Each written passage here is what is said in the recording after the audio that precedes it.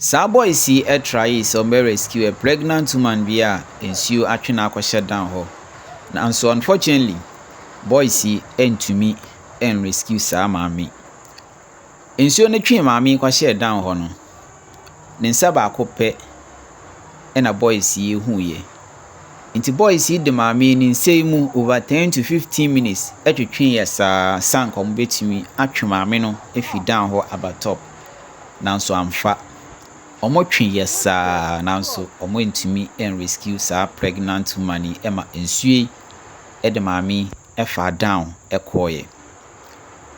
Obi nim baby kura na sa pregnant woman enamo a enunti ensue twe no kwahye biaye a etesa. According to eyewitness report kire say ensu etoye ewo Nima Roundabout ena etwe maami de no kwahye biaye a etesa.